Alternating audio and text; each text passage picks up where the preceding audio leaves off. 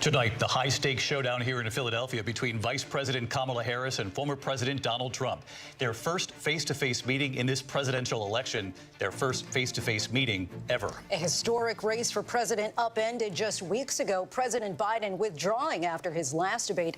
Donald Trump now up against a new opponent. The candidates separated by the smallest of margins, essentially tied in the polls nationally and in the key battlegrounds, including right here in Pennsylvania, all still very much in play. The ABC News presidential debate starts right now. This is an ABC News special, the most consequential moment of this campaign. Kamala Harris. Together, we will chart a new way forward. Donald Trump. We will soon be a great nation again. Face to face, historic. The ABC News presidential debate. Here now, David Muir and Lindsay Davis. Good evening, I'm David Muir, and thank you for joining us for tonight's ABC News presidential debate. We want to welcome viewers watching on ABC and around the world tonight. Vice President Kamala Harris and President Donald Trump are just moments away from taking the stage in this unprecedented race for president. And I'm Lindsay Davis. Tonight's meeting could be the most consequential event of their campaigns, with Election Day now less than 2 months away. For Vice President Kamala Harris, this is her first debate since President Biden withdrew from the race on July 21st. Of course, that decision followed his debate against President Donald Trump in June. Since then, this race has taken on an entirely new dynamic. And that brings us to the rules of tonight's debate. 90 minutes with 2 commercial breaks. No topics or questions have been shared with the campaigns. The candidates will have 2 minutes to answer questions, and this is the clock. That's what they'll be seeing. 2 minutes for rebuttals and 1 minute for follow-ups, clarifications, or responses. Their microphones will only be turned on when it's their turn to speak. No pre-written notes allowed. There is no audience here tonight in this hall at the National Constitution Center. This is an intimate setting for 2 candidates who have never met. President Trump won the coin toss. He chose to deliver the final closing statement of the evening. Vice President Harris selected the podium to the right. So let's now welcome the candidates to the stage. Vice President Kamala Harris and President Donald Trump.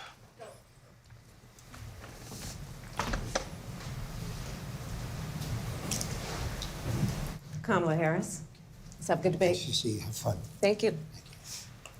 Welcome to you both. It's wonderful to have you. It's an honor to have you both here tonight. Good evening. We are looking forward to a spirited and thoughtful debate. So let's get started. I want to begin tonight with the issue that voters repeatedly say is their #1 issue, and that is the economy and the cost of living in this country. Vice President Harris, you and President Trump were elected 4 years ago, and your opponent on the stage here tonight often asks his supporters, are you better off than you were 4 years ago? When it comes to the economy, do you believe Americans are better off than they were 4 years ago? So I was raised as a middle-class kid, and I am actually the only person on this stage who has a plan that is about lifting up the middle class and working people of America. I believe in the ambition, the aspirations, the dreams of the American people. And that is why I imagine and have actually a plan to build what I call an opportunity economy. Because here's the thing.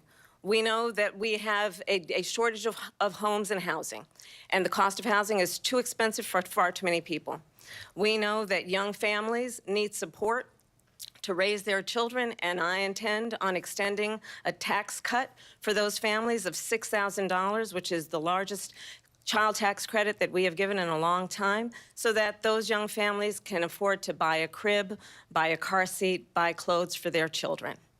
My passion, one of them, is small businesses. My mother raised my sister and me, but there was a woman who helped raise us. We call her our second mother. She was a small business owner. I love our small businesses.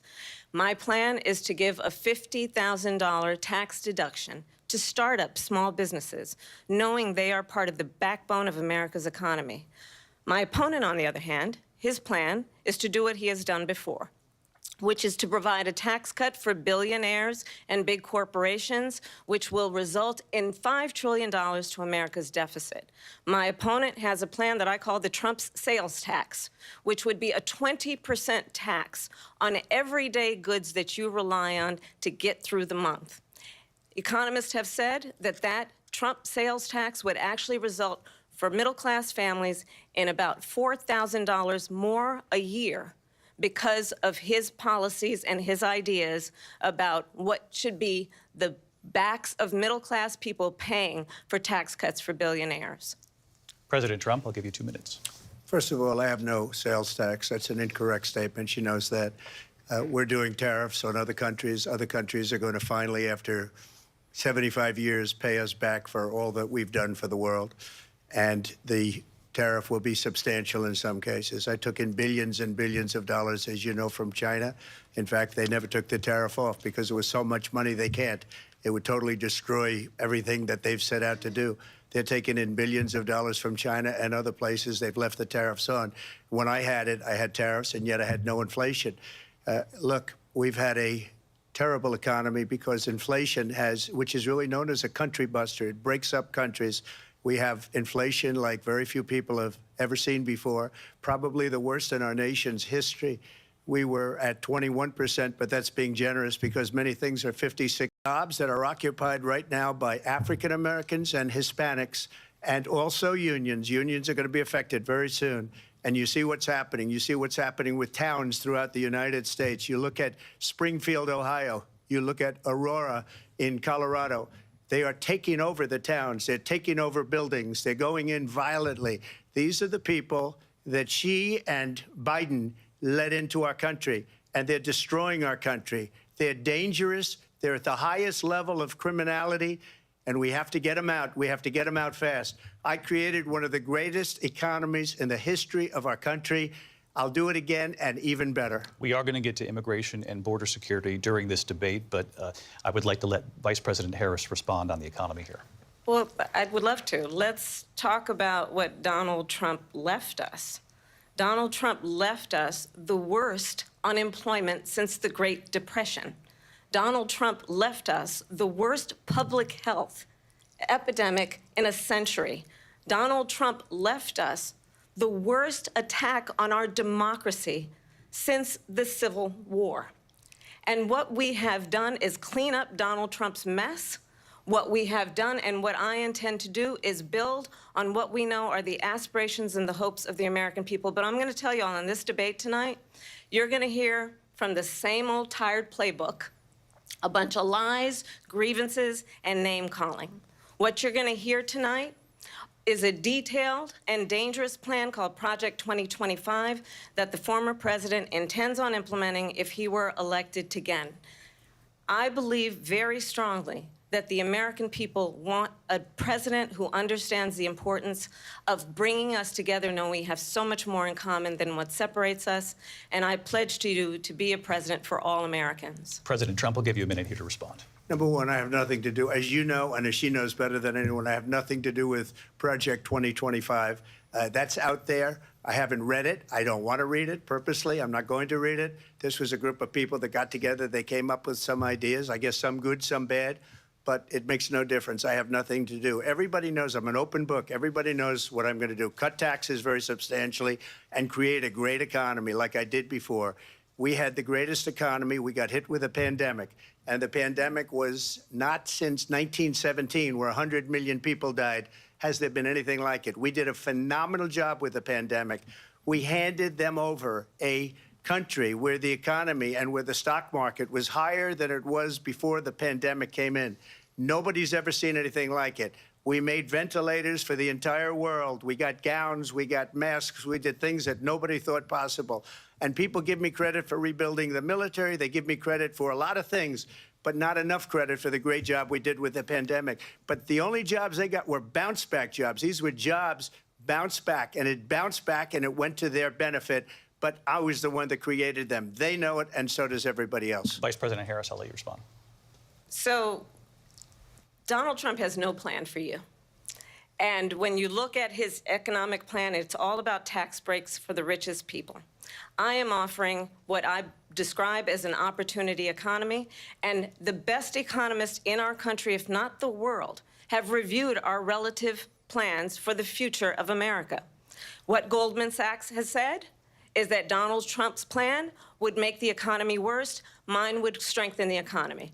What the Wharton School has said is Donald Trump's plan would actually explode the deficit.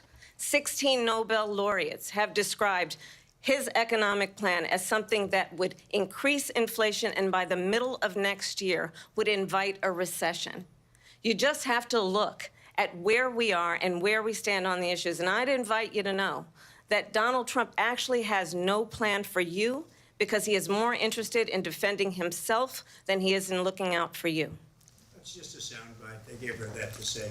Look, I went to the Wharton School of Finance, and many of those professors, the top professors, think my plan is a brilliant plan. It's a great plan. It's a plan that's going to bring up our worth, our value as a country. It's going to make people want to be able to go and work and create jobs and create a lot of good, solid money for our country. And just to finish off, she doesn't have a plan. She copied Biden's plan, and it's like 4 sentences, like run, spot, run.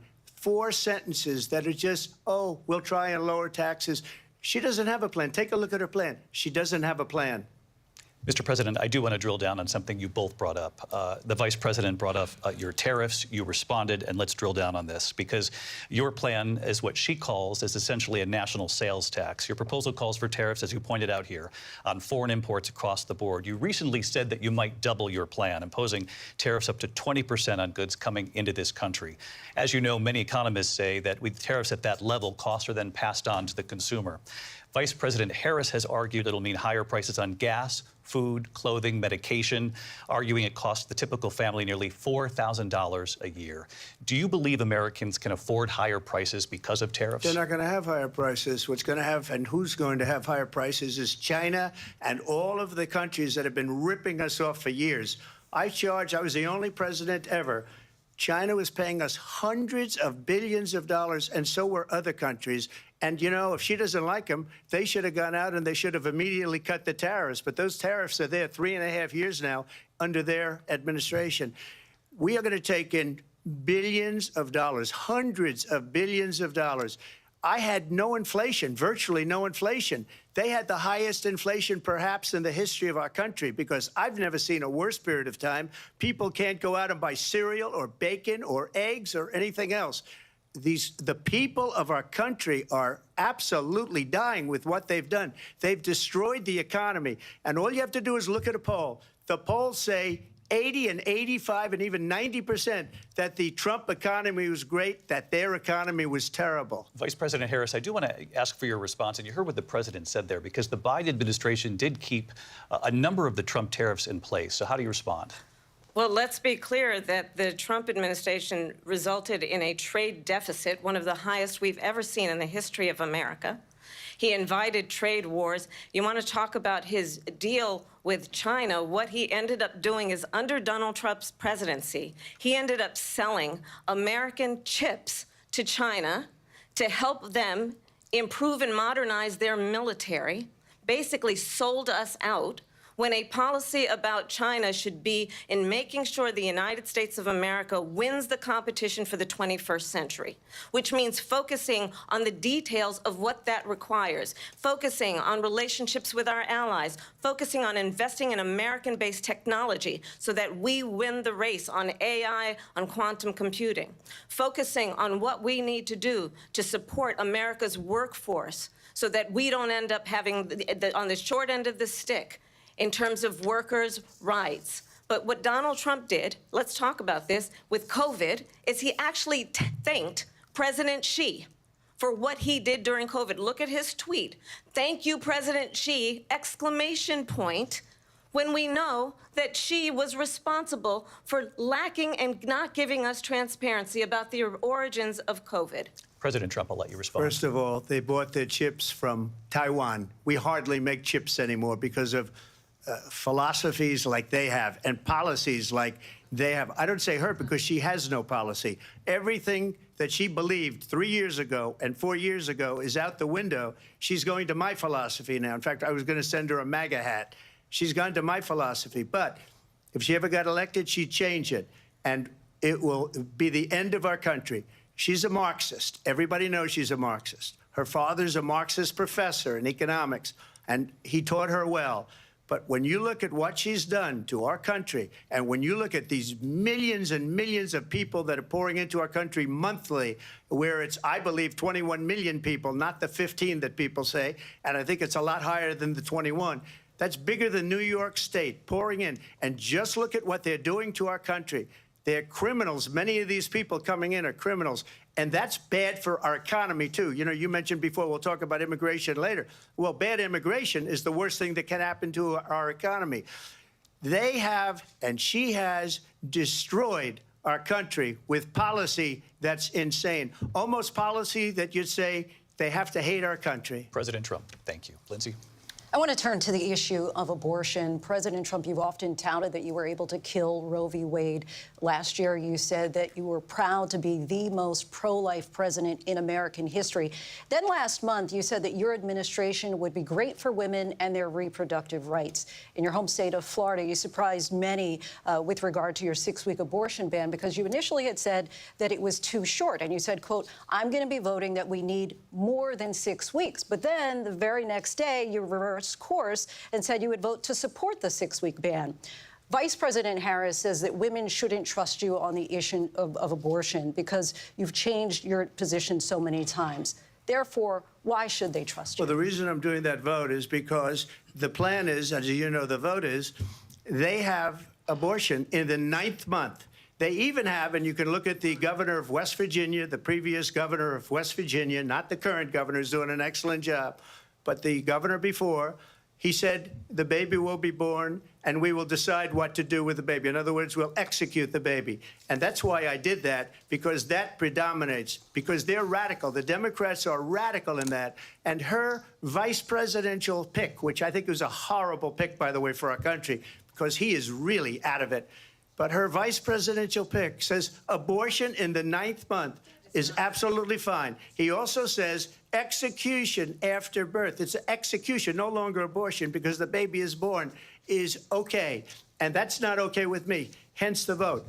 But what I did is something for 52 years. They've been trying to get Roe v. Wade into the states. And through the genius and heart and strength of 6 Supreme Court justices, we were able to do that. Now, I believe in the exceptions for rape, incest, and life of the mother. I believe strongly in it. Ronald Reagan did also. 85% of Republicans do. Exceptions. Very important. But we were able to get it, and now states are voting on it. And for the first time, you're going to see, look, this is an issue that's torn our country apart for 52 years. Every legal scholar, every Democrat, every Republican, liberal, conservative, they all wanted this issue to be brought back to the states where the people could vote. And that's what happened. Now, Ohio, the vote was somewhat liberal. Kansas, the vote was somewhat liberal, much more liberal than people would have thought. But each individual state is voting. It's the vote of the people now. It's not tied up in the federal government. I did a great service in doing it. It took courage to do it. And the Supreme Court had great courage in doing it. And I give tremendous credit to those 6 justices. There is no state in this country where it is legal to kill a baby after it's born. Madam Vice President, I want to get your response to President Trump. Well, as I said, you're going to hear a bunch of lies, and that's not actually a surprising fact. Let's understand how we got here. Donald Trump hand-selected 3 members of the United States Supreme Court with the intention that they would undo the protections of Roe v. Wade. And they did exactly as he intended. And now in over 20 states, there are Trump abortion bans, which make it criminal for a doctor or nurse to provide health care. In one state, it provides prison for life. Trump abortion bans that make no exception even for rape and incest, which understand what that means. A survivor of a crime of violation to their body does not have the right to make a decision about what happens to their body next. That is immoral. And one does not have to abandon their faith or deeply held beliefs to agree. The government, and Donald Trump certainly, should not be telling a woman what to do with her body. I have talked with women around our country. You want to talk about this is what people wanted? Pregnant women who want to carry a pregnancy to term, suffering from a miscarriage, being denied care in an emergency room because the healthcare providers are afraid they might go to jail, and she's bleeding out in a car in the parking lot. She didn't want that. Her husband didn't want that. A 12 or 13-year-old survivor of incest being forced to carry a pregnancy to term. They don't want that. And I pledge to you, When Congress passes a bill to put back in place the protections of Roe v. Wade, as President of the United States, I will proudly sign it into law. But understand, if Donald Trump were to be reelected, he will sign a national abortion ban. Understand, in his Project 2025, there would be a national abortion, a monitor that would be monitoring your pregnancies, your miscarriages. I think the American people believe that certain freedoms, in particular the freedom to make decisions about one's own body, should not be made by the government. Thank you, Vice President Harris. Well, there she goes again. It's a lie. I'm not signing a ban, and there's no reason to sign a ban because we've gotten what everybody wanted. Democrats, Republicans, and everybody else, and every legal scholar wanted it to be brought back into the states, and the states are voting. And it may take a little time, but for 52 years, this issue has torn our country apart, and they've wanted it back in the states. And I did something that nobody thought was possible. The states are now voting. What she says is an absolute lie. And as far as the abortion ban, no, I'm not in favor of abortion ban, but it doesn't matter because this issue has now been taken over by the states. Would you veto a national abortion ban if it came to your desk? Well, I won't have to because, again, two things. Number one, she said she'll go back to Congress. She'll never get the vote. It's impossible for her to get the vote, especially now with the 50-50 and essentially 50-50 in both Senate and the House. She's not going to get the vote. She can't get the vote. She won't even come close to it. So it's just talk. You know what it reminds me of? When they said they're going to get student loans terminated, and it ended up being a total catastrophe. The student loans, and then her, I think probably her boss, if you call him a boss, he spends all his time on the beach. But look, her boss went out and said, we'll do it again. We'll do it a different way. And he went out, got rejected again by the Supreme Court. So all these students got taunted with this whole thing about this whole idea. And how unfair that would have been, part of the reason they lost, to the millions and millions of people that had to pay off their student loans. They didn't get it for free. But they were saying it's the same way that they talked about that they talk about abortion. But if I could just get a yes or no, because your running mate, J.D. Vance, has said that you would veto it if it did come to your desk. Well, I didn't discuss it with J.D. In all fairness, J.D., and I don't mind if he has a certain view, but I think he was speaking for me, but I really didn't. Look, we don't have to discuss it because she'd never be able to get it, just like she couldn't get student loans. They couldn't get student loans. They didn't even come close to getting student loans. They taunted young people and a lot of other people that had loans. They can never get this approved. So it doesn't matter what she says about going to Congress. Well, wonderful. Let's go to Congress. Do it. But the fact is that for years, they wanted to get it out of Congress and out of the federal government. And we did something that everybody said couldn't be done. And now you have a vote of the people on abortion.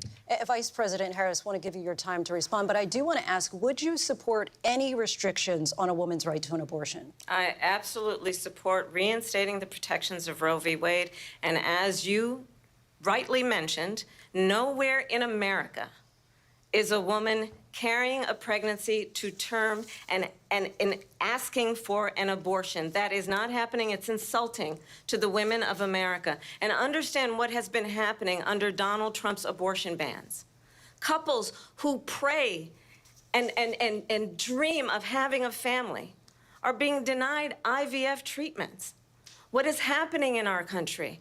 Working people, working women who are working 1 or 2 jobs, who can barely afford childcare as it is, have to travel to another state to get on a plane sitting next to strangers to go and get the health care she needs.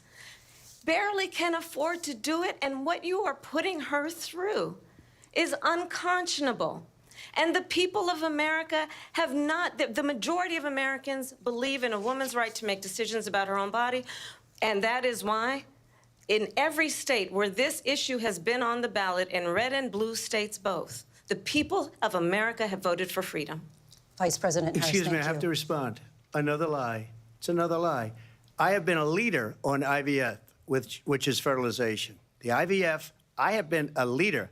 In fact, when they got a very negative decision on IVF from the Alabama courts, I saw the people of Alabama and the legislature 2 days later voted it in. I've been a leader on it. They know that, and everybody else knows it. I have been a leader on fertilization, IVF. And the other thing, you should ask, will she allow abortion in the 8th month, 9th month, 7th month? Come on. Okay, would you do that?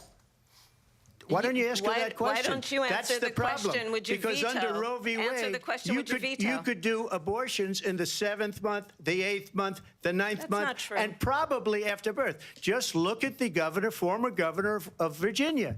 The governor of Virginia said, we put the baby aside, and then we determine what we want to do with the baby. President Trump, thank you. We're going to turn now to immigration and border security. We know it's an issue that's important to Republicans, Democrats, voters across the board in this country. Vice President Harris, you were tasked by President Biden with getting to the root causes of migration from Central America. We know that illegal border crossings reached a record high in the Biden administration. This past June, President Biden imposed tough new asylum restrictions. We know the numbers since then have dropped significantly.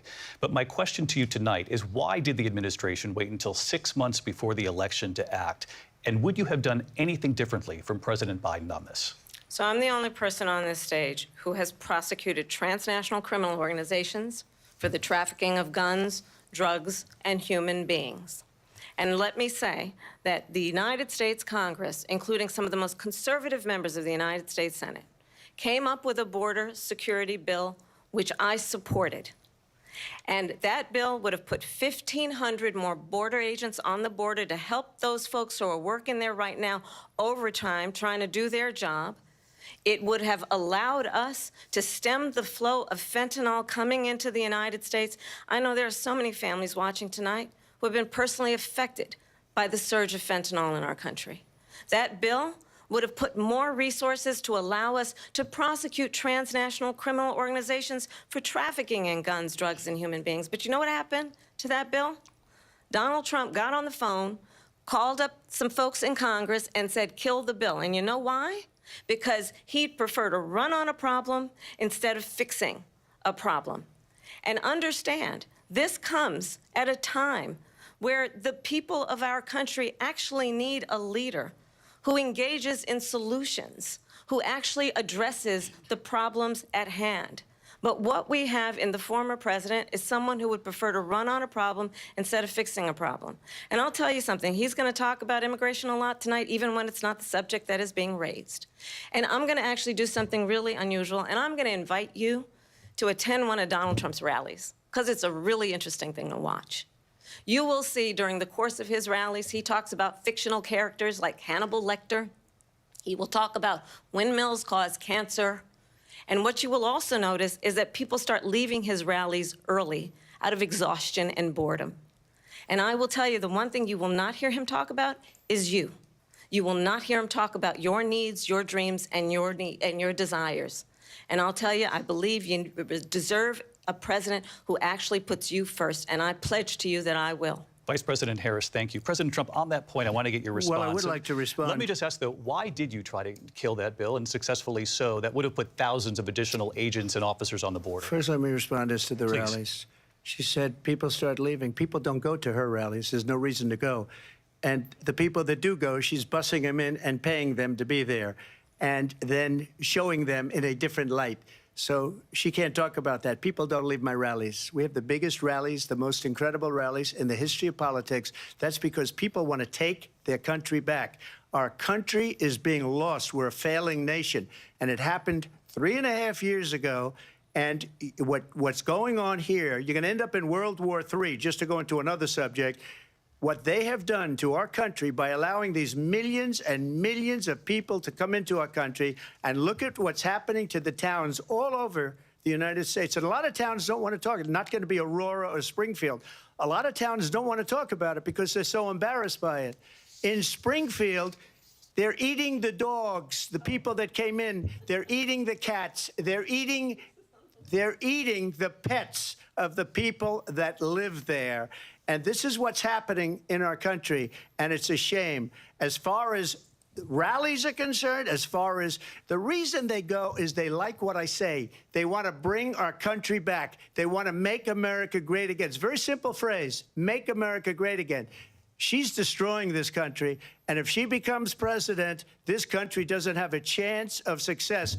Not only success, we'll end up being Venezuela on steroids. I just want to clarify here. You bring up Springfield, Ohio, and ABC News did reach out to the city manager there. He told us there have been no credible reports of specific claims of pets being harmed, injured, or abused by individuals within the immigrant community. Well, All I've this, seen people on television. Let me just say here, this is The people on television say my dog was taken and used for food. So maybe he said that, and maybe that's a good thing to say for a city manager. I'm not taking this from but television. The people I'm on taking it from television the city saying manager. their dog was eaten by the people that went there. Again, the Springfield city manager says there's no evidence of that. Vice We'll President find Harris, out. I'll let you respond to the rest of what you've heard. You talk about extreme. You know, this is, I think, one of the reasons why in this election I actually have the endorsement of 200 Republicans who have formerly worked with President Bush, Mitt Romney, and John McCain, including the endorsement of former Vice President Dick Cheney and Congress member Liz Cheney. And if you want to really know the inside track on who the former president is, if he didn't make it clear already, just ask people who have worked with him. His former chief of staff, a four-star general, has said he has contempt for the Constitution of the United States. His former national security advisor has said he is dangerous and unfit. His former Secretary of Defense has said the nation, the Republic, would never survive another Trump term. And when we listen to this kind of rhetoric, when the issues that affect the American people are not being addressed, I think the choice is clear in this election. President Trump, I'll give you a quick minute to respond here. Thank you, because when I hear that, see, I'm a different kind of a person. I fired most of those people. Not so graciously. They did bad things or a bad job. I fired them. They never fired one person. They didn't fire anybody having to do with Afghanistan and the Taliban and the 13 people whose were just killed, viciously and violently killed. And I got to know the parents and the family. They didn't fire. They should have fired all those generals, all those top people, because that was one of the most incompetently handled situations anybody has ever seen. So when somebody does a bad job, I fire him. And you take a guy like Esper. He was no good. I fired him. So he writes a book. Another one writes a book. Because with me, they can write books. With nobody else can they. But they have done such a poor job, and they never fire anybody. Look at the economy. Look at the inflation. They didn't fire any of their economists. They have the same people. That's a good way not to have books written about you. But just to finish, I got more votes than any Republican in history by far. In fact, I got more votes than any president, sitting president, in history by far. Let me continue on immigration. It was what you wanted to talk about earlier, so let's get back to your deportation proposal that the vice president has reacted to as well. President Trump, you call this the largest domestic deportation operation in the history of our country. You say you would use the National Guard. You say if things get out of control, you'd have no problem using the U.S. military. Police, yes. You also said you would use local police. How would you deport 11 million undocumented immigrants? I know you believe that number is much higher. Take us through this. What does this look like? Will authorities be going door to door in this country? Yeah, it is much higher because of them. They allowed criminals, many, many millions of criminals. They allowed terrorists. They allowed common street criminals. They allowed people to come in, drug dealers, to come into our country. And they're now in the United States and told by their countries like Venezuela, don't ever come back or we're going to kill you. Do you know that crime in Venezuela and crime in countries all over the world is way down? You know why? As overall violent crime is actually coming down in this country. But Vice Excuse me, President the Harris, FBI they were defrauding statements. They didn't include the worst cities. They didn't include the cities with the worst crime. It was a fraud, just like their number of 818,000 jobs that they said they created turned out to be a fraud. President Trump, thank you. I'll let you respond, Vice President Harris. Well, I think this is so rich, coming from someone who has been prosecuted for national security crimes, economic crimes, election interference, has been found liable for sexual assault, and his next big court appearance is in November at his own criminal sentencing. And let's be clear where each person stands on the issue of what is important about respect for the rule of law and respect for law enforcement. The former vice president called for defunding Federal law enforcement, 45,000 agents, get this, on the day after he was arraigned on 34 felony counts.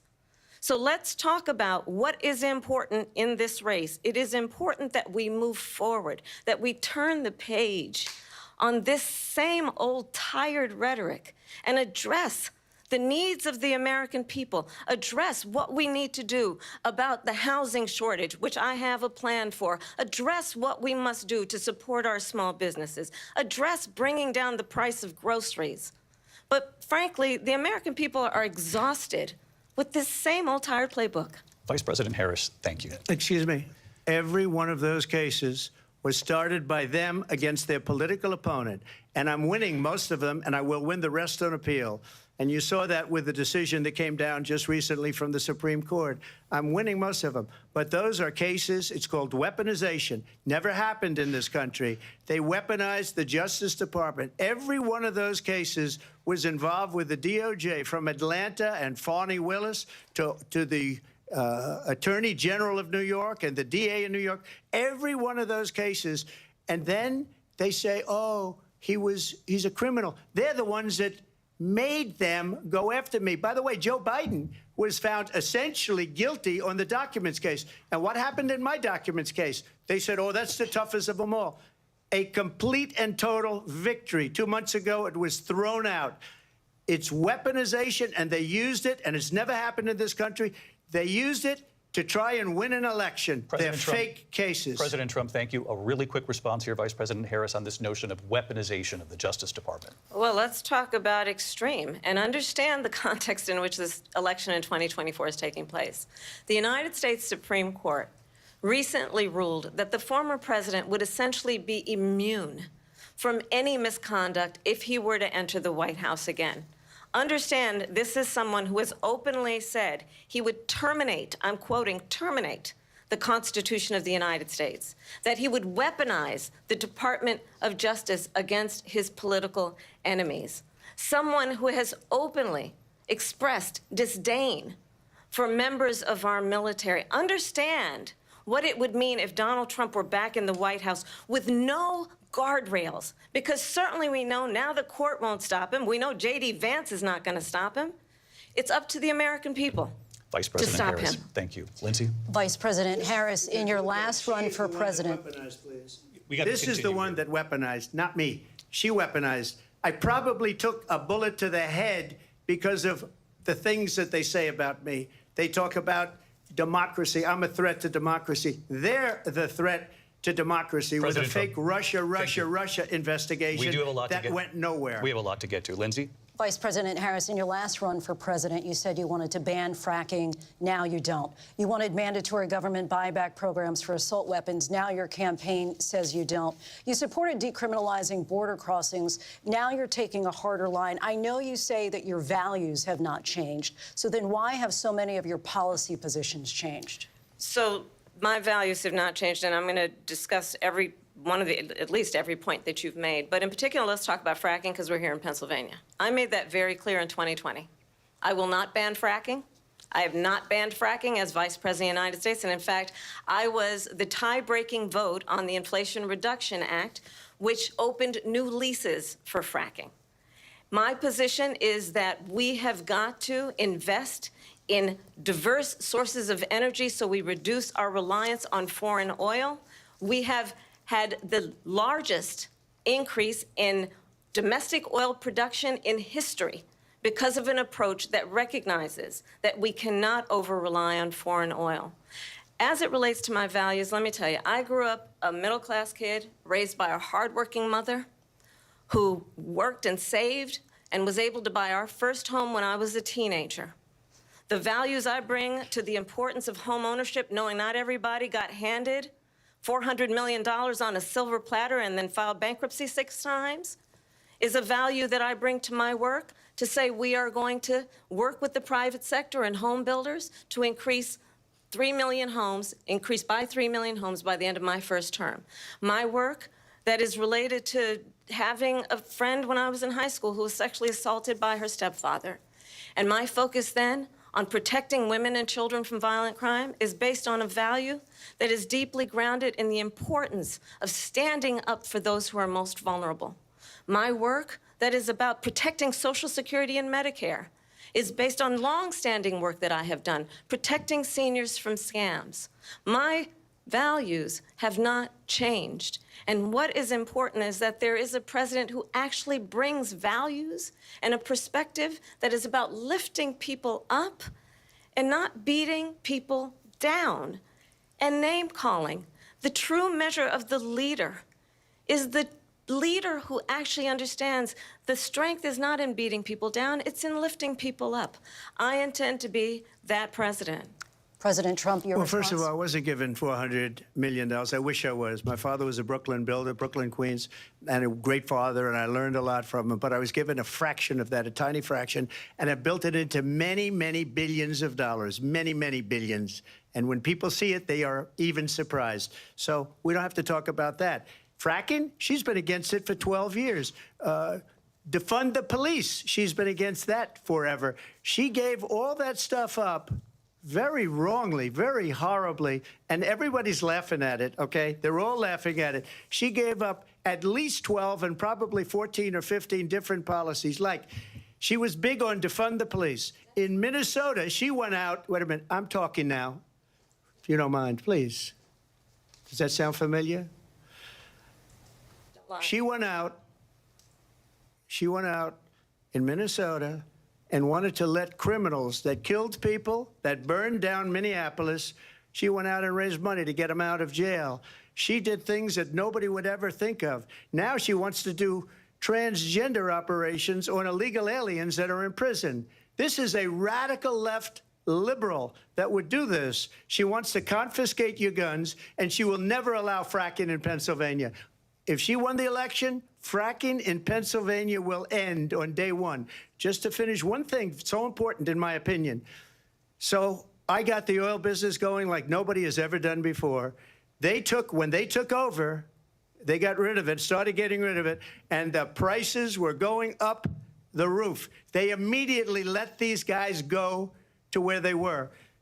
I would have been 5 times, 4 times, 5 times higher, because you're talking about 3.5 years ago.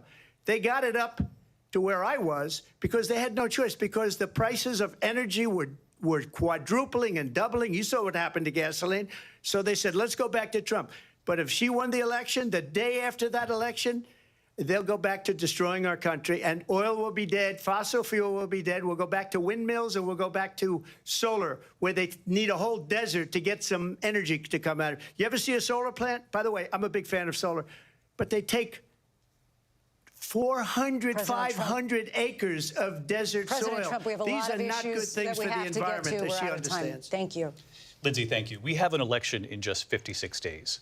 And I want to talk about the peaceful transfer of power, which, of course, we all know is a cornerstone of our democracy, and the role of a president in a moment of crisis.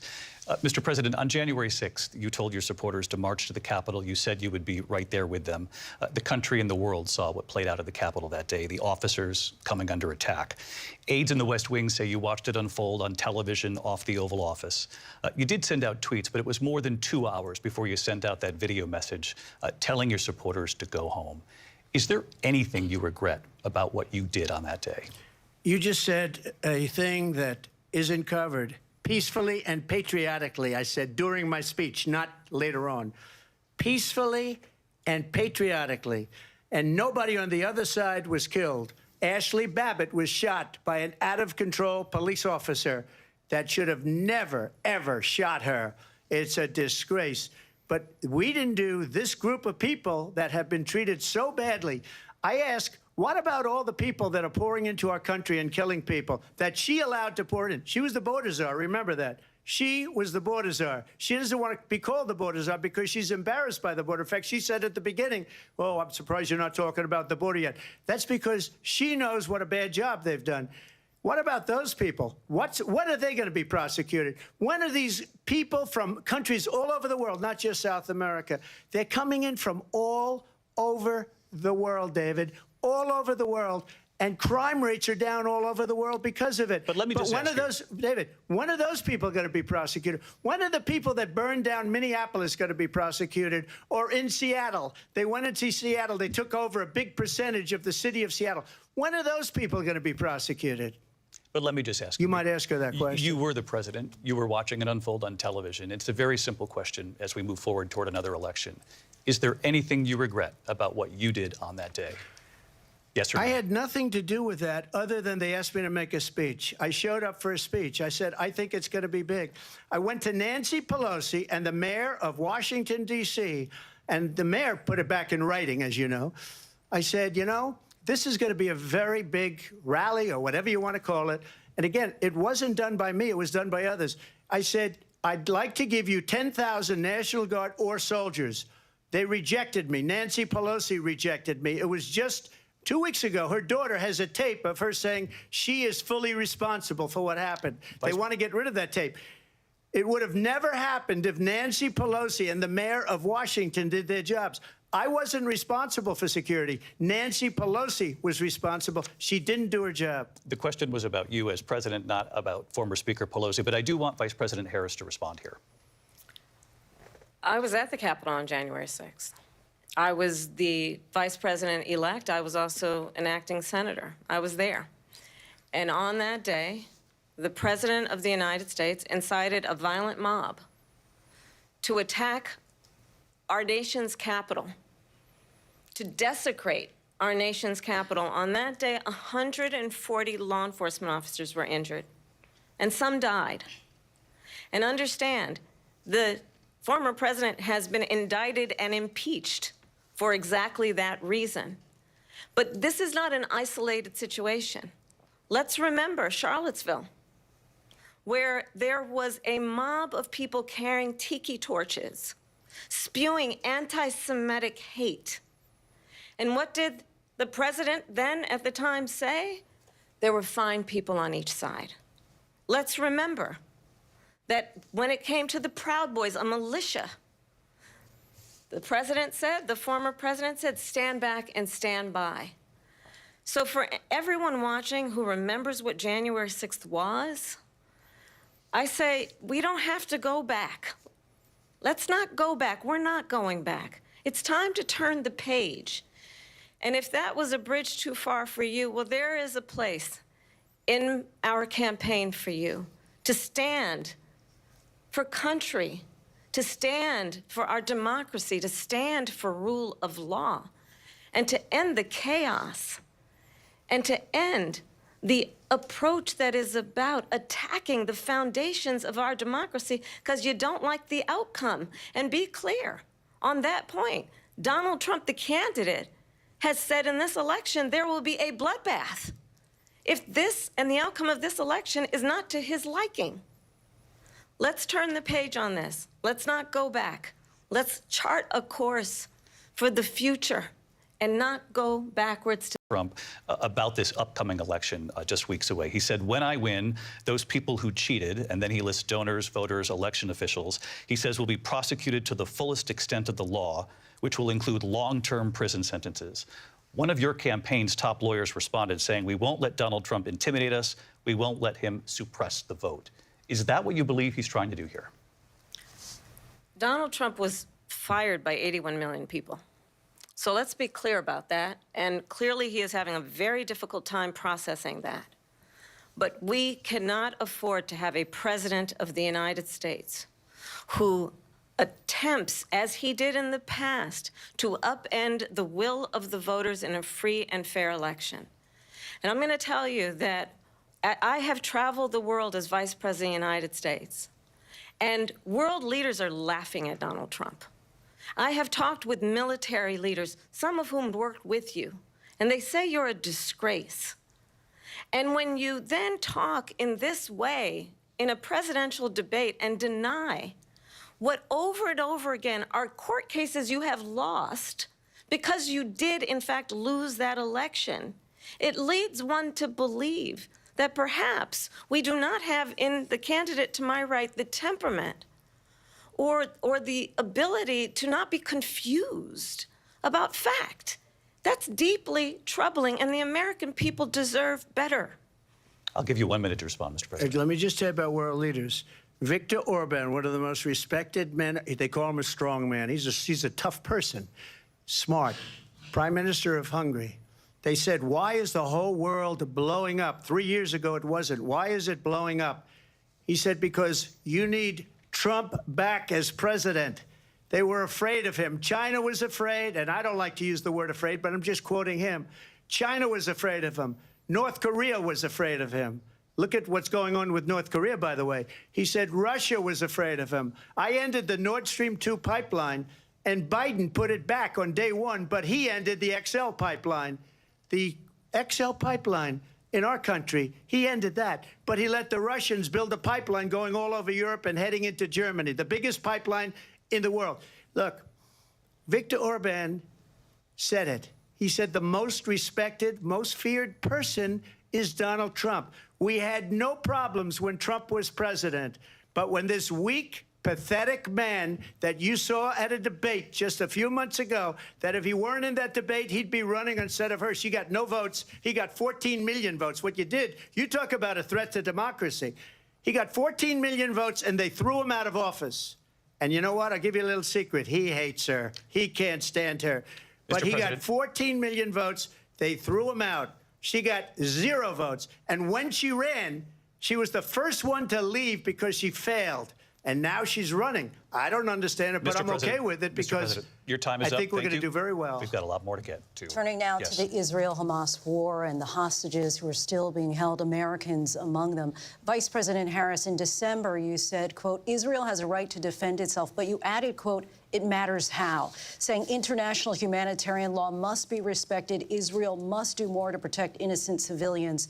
You said that 9 months ago. Now an estimated 40,000 Palestinians are dead. Nearly 100 hostages remain. Just last week, Prime Minister Benjamin Netanyahu said there's not a deal in the making. President Biden has not been able to break through the stalemate. How would you do it? Well, let's understand how we got here. On October 7, Hamas, a terrorist organization, slaughtered 1,200 Israelis. Many of them young people who were simply attending a concert. Women were horribly raped. And so absolutely, I said then, I say now, Israel has a right to defend itself. We would. And how it does so matters. Because it is also true, far too many innocent Palestinians have been killed. Children, mothers. What we know is that this war must end. It must end immediately, and the way it will end is we need a ceasefire deal and we need the hostages out.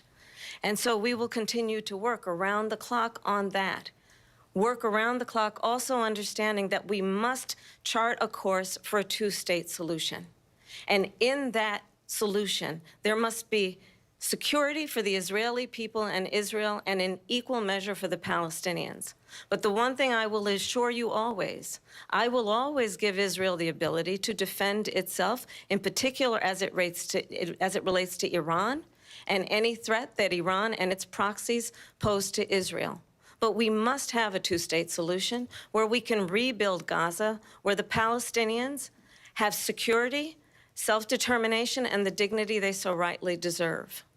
President Trump, how would you negotiate with Netanyahu and also Hamas in order to get the hostages out and prevent the killing of more innocent civilians in Gaza? If I were president, it would have never started. If I were president, Russia would have never, ever, I know Putin very well, he would have never, and there was no threat of it either, by the way, for 4 years, have gone into Ukraine and killed millions of people when you add it up, far worse than people understand what's going on over there. But when she mentions about Israel, all of a sudden, she hates Israel. She wouldn't even meet with Netanyahu when he went to Congress to make a very important speech. She refused to be there because she was at a sorority party of hers. She wanted to go to the sorority party. She hates Israel. If she's president, I believe that Israel will not exist within 2 years from now. And I've been pretty good at predictions, and I hope I'm wrong about that one. She hates Israel. At the same time, in her own way, she hates the Arab population because the whole place is going to get blown up Arabs, Jewish people, Israel. Israel will be gone. It would have never happened. Iran was broke under Donald Trump. Now Iran has $300 billion because they took off all the sanctions that I had. Iran had no money for Hamas or Hezbollah or any of the 28 different spheres of terror. And they are spheres of terror, horrible terror. They had no money. It was a big story, and you know it. You covered it very well, actually. They had no money for terror. They were broke. Now they're a rich nation, and now what they're doing is they're spreading that money around. Look at what's happening with the Houthis and Yemen. Look at what's going on in the Middle East. This would have never happened. I will get that settled and fast, and I'll get the war with Ukraine and Russia ended. If I'm president-elect, I'll get it done before even becoming president. Vice President Harris, he says you hate Israel. That's absolutely not true. I have my entire career and life supported Israel and the Israeli people. He knows that. He's trying to, again, divide and distract from the reality, which is it is very well known that Donald Trump is weak and wrong on national security and foreign policy. It is well known that he admires dictators, wants to be a dictator on day one, according to himself. It is well known that he said of Putin that he can do whatever the hell he wants and go into Ukraine. It is well known that he said when Russia went into Ukraine, it was brilliant. It is well known he exchanged love letters with Kim Jong-un. And it is absolutely well known that these dictators and autocrats are rooting for you to be president again because they're so clear. They can manipulate you with flattery and favors. And that is why so many military leaders who you have worked with have told me you are a disgrace. That is why we understand that we have to have a president who is not consistently weak and wrong on Vice national President security, Harris. including the importance of upholding and respecting in highest regard our military. Vice President Harris, thank you. They're the ones, and she's the one that caused it, that's weak on national security by allowing every nation last month for the year, 168 different countries sending people into our country. Their crime rates are way down. Putin endorsed her last week, said, I hope she wins. And I think he meant it, because what he's gotten away with is absolutely incredible. It wouldn't have happened with me. The leaders of other countries think that they're weak and incompetent, and they are. They're grossly incompetent. And I just ask one question. Why does Biden go in and kill the Keystone Pipeline and approve the single biggest deal that Russia's ever made, Nord Stream 2, the biggest pipeline anywhere in the world going to Germany and all over Europe? Because they're weak and they're ineffective. And Biden, by the way, President gets paid Trump, a lot of money. Thank you. We have a lot of issues to get to. We'll be right back with much more of this historic ABC News presidential debate from the National Constitution Center right here in Philadelphia. Back in a moment.